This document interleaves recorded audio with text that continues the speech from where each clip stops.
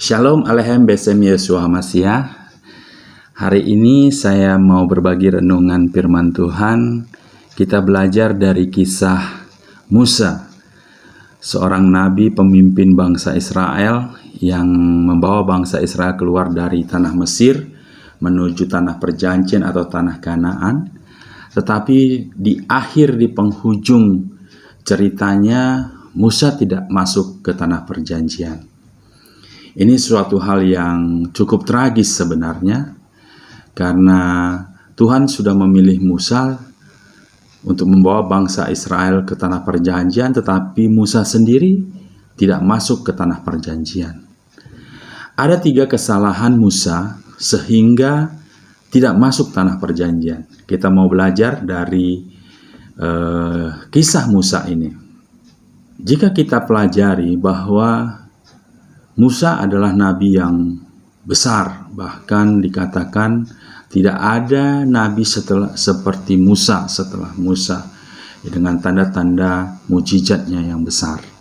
Hari ini kita mau belajar dari Musa dengan pembahasan 3 kesalahan Musa sehingga tidak masuk tanah perjanjian.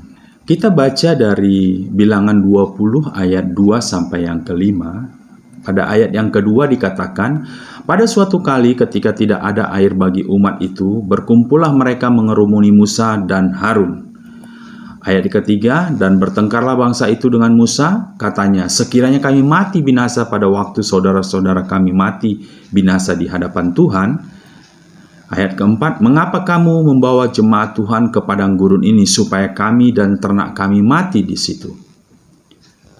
Ayat yang kelima, mengapa kamu memimpin kami keluar dari Mesir untuk membawa kami ke tempat celaka ini, yang bukan tempat menabur tanpa pohon ara, anggur, dan delima, bahkan air minum pun tidak ada. Jadi pada ayat 2-5 ini, bangsa Israel sudah hampir di penghujung pengembaraannya di padang gurun. Dia mau memasuki tanah perjanjian atau tanah Kanaan. Tetapi kejadian berulang terjadi, bangsa Israel menghadapi kondisi tidak ada air, yaitu di padang gurun Zin ya, di Meriba, ya, di Kades di Meriba. Nah, ini sebenarnya kejadian kedua kali. Sebelumnya waktu pertama kali bangsa Israel keluar dari tanah Mesir setelah melalui penyeberangan Laut Teberau. Nah, pada saat itu juga pernah di daerah ini bangsa Israel kekurangan atau tidak memiliki air. Nah, pada saat itu Tuhan perintahkan kepada Musa untuk memukul tongkatnya ke bukit batu, dan pada saat itu keluarlah air sehingga bangsa Israel memiliki minuman bahkan untuk ternaknya. Nah, kejadian serupa berulang ketika mau di penghujung cerita setelah 40 tahun pengembaraan bangsa Israel. Nah, pada saat ini mereka juga kekurangan air. Nah, pada saat itu kembali lagi bangsa Israel bersungut-sungut kepada Musa dan Harun. Sudah kita baca di ayat 2-5. Lalu, apa yang terjadi? Kita lihat ayat yang ke-6, Bilangan 20 ayat ke-6. Dikatakan, maka pergilah Musa dan Harun dari umat itu ke pintu kemah pertemuan, lalu sujud, kemudian tampaklah kemuliaan Tuhan kepada mereka. Tuhan berfirman kepada Musa, ayat yang ke-7. Ayat yang ke-8, ambillah tongkatmu itu dan engkau dan Harun kakakmu harus menyuruh umat itu berkumpul. Katakanlah di depan mata mereka kepada bukit batu itu supaya diberinya air. Ingat, perhatikan kata-kata, katakanlah di depan mata mereka kepada bukit batu itu supaya diberinya air. Demikianlah engkau mengeluarkan air dari bukit batu itu bagi mereka dan memberi minum umat itu serta ternaknya. Jadi kejadian berulang, Tuhan mau memberikan mujizatnya kepada bangsa Israel pada tempat yang sama. Ya, tetapi kita harus perhatikan di sini polanya berbeda. Jadi inilah cikal bakal kesalahan 3 kesalahan yang terjadi pada Musa yang membuat dia nantinya tidak bisa masuk tanah perjanjian. Pola pertama, Tuhan memerintahkan memukul. Tapi pola yang kedua, Tuhan memerintahkan katakan. Jadi beda. Jadi kita pun sebagai orang percaya, jangan selalu berpikir dengan pola lama. Tuhan bisa gunakan dengan pola yang baru. Kita yang harus taat. Nah, setelah ayat yang ke-28, apa yang bisa kita pelajari? Ada 3 kesalahan Musa. Yang pertama, marah dan lupa akan kuasa Tuhan. Nah, apa maksudnya? Ya, Musa marah. Di ayat yang ke-20, Bilangan 20 ayat 9, lalu Musa mengambil tongkat itu dari hadapan Tuhan seperti yang diperintahkannya kepadanya. Jadi Tuhan memerintahkan Musa untuk mengambil tongkatnya, dan Musa mengambil tongkatnya. Ketika Musa dan Harun telah mengumpulkan jemaat itu di depan bukit batu itu, berkatalah ia kepada mereka. Dan di sini mulai Musa melakukan kesalahan. Dengarlah kepadaku, hai orang-orang durhaka. Jadi Musa marah. Musa marah, dongkol kepada bangsa Israel yang bersungut-sungut. Yang kedua, koma di situ, apakah kami harus mengeluarkan air bagimu dari bukit batu ini? Di situ dikatakan juga, apakah kami harus mengeluarkan air bagimu dari bukit batu ini? Ingat perkataan Musa di sini, dia salah. Dia mengatakan, apakah saya dan harus mengeluarkan air dari bukit ini? Padahal Tuhan tidak perintahkan begitu. Yang membuat mujizat bukan Musa dan Harun, tetapi Tuhan. Musa dan Harun dipakai Tuhan untuk membuat mujizat. Tapi perkataan apakah kami harus mengeluarkan adalah bentuk kesombongan karena amarah. Jadi pertama, Musa marah dan dia lupa akan kuasa Tuhan. Bukan kuasa Musa, tapi kuasa Tuhan. Itu yang pertama. Yang kedua, apa kesalahan Musa yang bisa kita pelajari? Yaitu tidak taat. Nah, di mana tidak taatnya? Ya, di Bilangan 20 ayat 8 dikatakan, ambillah tongkatmu itu dan engkau dan Harun, kakakmu, harus menyuruh umat itu berkumpul. Katakanlah di depan mata mereka kepada bukit batu itu supaya diberi airnya. Jadi, Tuhan merintahkan kepada Musa, katakan saja kepada bukit batu itu. Tapi apa yang dilakukan oleh Musa? Musa lakukan apa? Sebaliknya. Di ayat yang ke-11 dikatakan, sesudah itu Musa mengangkat tangannya lalu memukul bukit batu itu dengan tongkatnya 2 kali. Maka keluarlah banyak air sehingga umat itu dan ternak mereka dapat minum. Kesalahan kedua Musa adalah tidak taat kepada perintah Tuhan. Tuhan berkata, katakan saja kepada bukit itu untuk mengeluarkan air. Tapi Musa mengangkat tangannya dan memukul dengan tongkatnya kepada bukit batu itu. Di sini Musa tidak taat kepada firman Tuhan, kepada perintah Tuhan. Musa adalah seorang nabi. Dia harus taat kepada perintah Tuhan. Tapi Musa melanggar, ini pelanggaran yang kedua. Nah, apa pelanggaran yang ketiga yang fatal sekali? Ini adalah yang fatal sekali.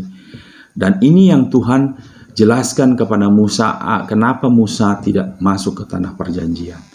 Kesalahan ketiga, tidak percaya dan tidak menghormati kekudusan Tuhan. Di ayat yang keberapa? Kita bisa dilihat di ayat yang ke-12. Tetapi Tuhan berfirman kepada Musa dan Harun, karena kamu tidak percaya kepadaku dan tidak menghormati kekudusanku di depan mata orang Israel, itulah sebabnya kamu tidak akan membawa jemaah ini masuk ke negeri yang akan kuberikan kepada mereka. Kesalahan ketiga yang fatal sekali adalah Musa tidak percaya kepada Tuhan dan tidak menghormati kekudusan Tuhan. Ini fatal sekali.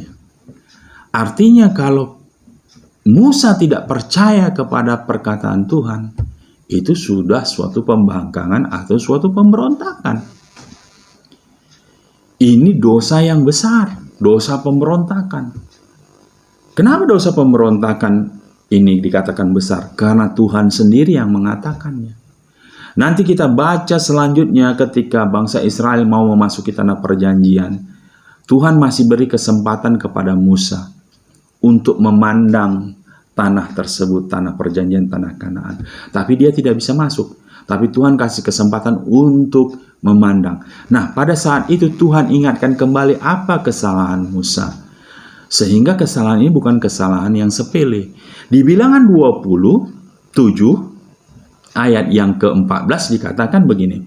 Karena pada waktu pembantahan umat itu di padang gurun Jin, kamu berdua telah memberontak terhadap titahku untuk menyatakan kekudusanku di depan mata mereka dengan air itu. Itulah mata air Meriba dekat Kades di padang gurun Jin. Jadi Tuhan ingatkan kembali kepada Musa. Kenapa Musa dan Harun tidak masuk ke tanah perjanjian? Karena telah memberontak terhadap titahku, kata Tuhan, perintah Tuhan. Jadi dosa pemberontakan itu adalah dosa besar. Sehingga Musa tidak masuk ke tanah perjanjian. Bagaimana ceritanya atau bagaimana menjelaskan dosa pemberontakan ini adalah dosa yang besar sehingga orang tidak bisa masuk ke tanah perjanjian. Nah, ini kita bisa pelajari di dalam cerita Bilangan 20 tadi. Ada perlambang-perlambang yang menceritakan tentang Tuhan Yesus atau bagaimana pola Tuhan Yesus menyelamatkan manusia, itu yang tidak boleh dilanggar. Nah, ini yang dilanggar oleh Musa, ya. Ada perlambang yang dilanggar oleh Musa. Yang pertama yaitu batu karang. Nah, Musa memukul batu karang. Kita tahu bahwa batu karang itu berbicara tentang Tuhan Yesus, ya. Di dalam 1 Korintus 10 ayat 4 dikatakan, dan mereka semua minum minuman rohani yang sama, sebab mereka minum dari batu karang rohani yang mengikuti mereka, dan batu karang itu ialah Kristus.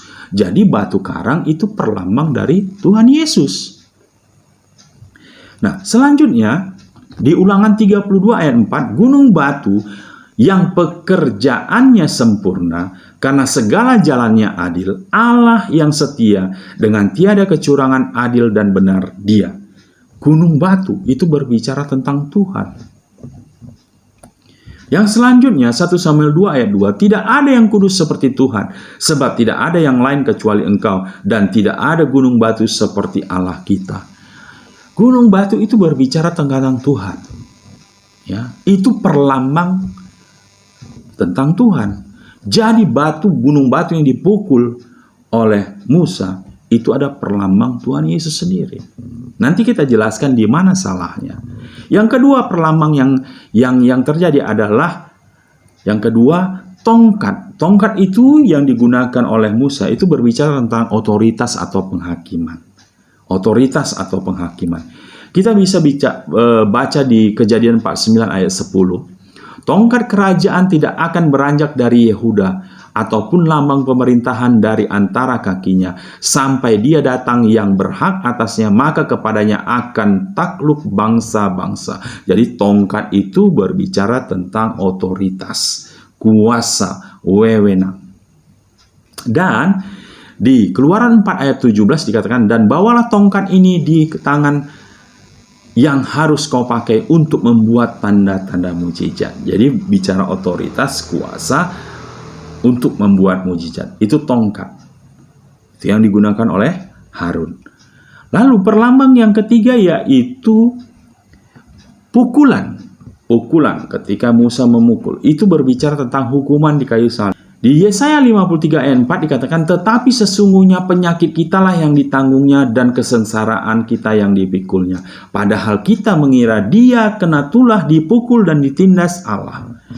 Jadi, pukulan itu melambangkan hukuman di kayu salib yang ditanggung Tuhan Yesus 2000 tahun yang lalu. Perlambang keempat yaitu tentang air.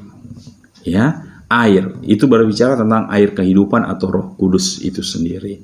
Di dalam Wahyu 21 ayat 6 dikatakan, firman-Nya lagi kepadaku, Semuanya telah terjadi. Aku adalah Alfa dan Omega, yang awal dan yang akhir. Orang yang haus akan kuberi minum dengan cuma-cuma dari mata air kehidupan. Tuhan Yesus adalah air kehidupan. Jadi, ada 4 perlambang yang dilanggar oleh Musa pada saat dia memukul batu karang yang kedua kali. Saya bisa cerita sedikit. Pada waktu pertama kali bangsa Israel kekurangan air, waktu pertama kali keluar dari Mesir, Musa membuat tanda mujizat dengan memukul, dan keluarlah air dari batu karang. Itu tidak salah, karena Tuhan sendiri yang memerintahkan memang untuk memukul batu karang itu. Itu perlambang bahwa Tuhan Yesus sudah dipukul, dihukum sekali, yaitu pada saat dia tergantung di kayu salib mati. Itu adalah pola penyelamatan manusia yang pertama kali. Dan itu sudah terjadi. Tapi sewaktu yang kedua kali bangsa Israel kekurangan air, Tuhan tidak pernah menyuruh Musa untuk memukul.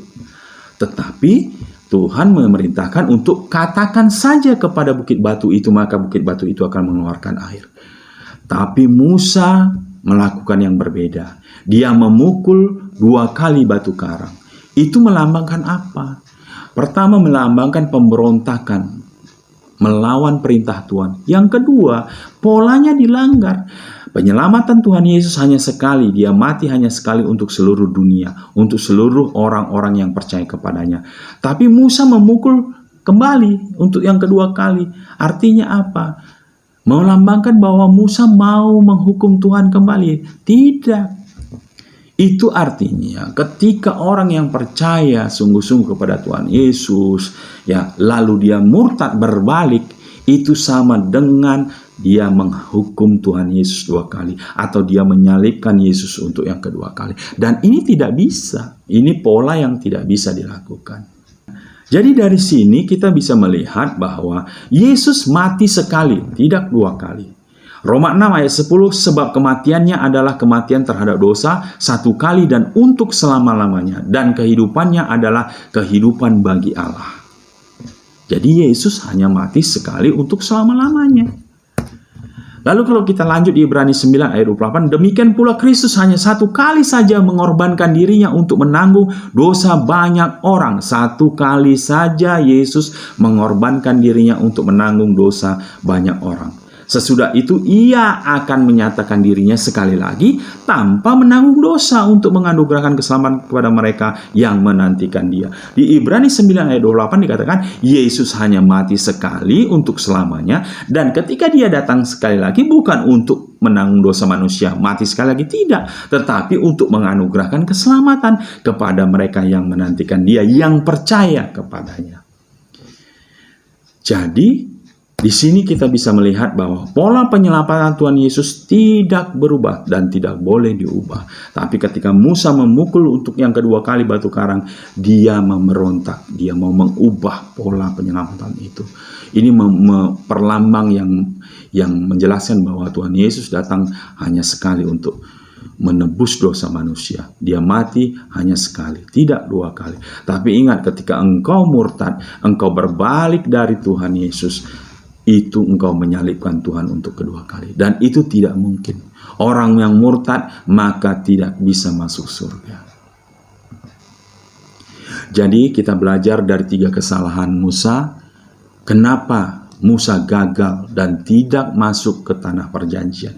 Padahal Musa adalah pemimpin nabi yang besar yang Tuhan percayakan untuk membawa bangsa Israel keluar dari Mesir ke tanah Kanaan. Tapi dia sendiri tidak masuk. Di sini kita bisa belajar, kita harus berhati-hati ya dengan perkataan kita. Ya, kita harus berhati-hati. Amarah bisa membuat kita lepas kontrol, kita lupa akan Tuhan. 2, ketidaktaatan membawa kita tidak masuk ke tanah perjanjian.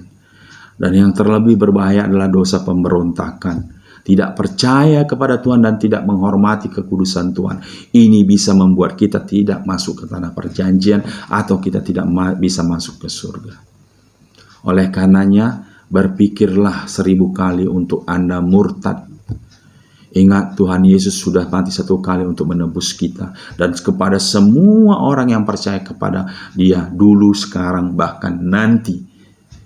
Dan itu hanya sekali untuk selamanya. Semoga firman Tuhan ini bisa mempertebal iman kita dan membuat kita lebih mencintai Tuhan Yesus, yang sudah mengorbankan dirinya untuk menebus kita dari segala kesalahan dosa-dosa kita. Terima kasih, itu yang bisa saya sampaikan. Tuhan Yesus memberkati.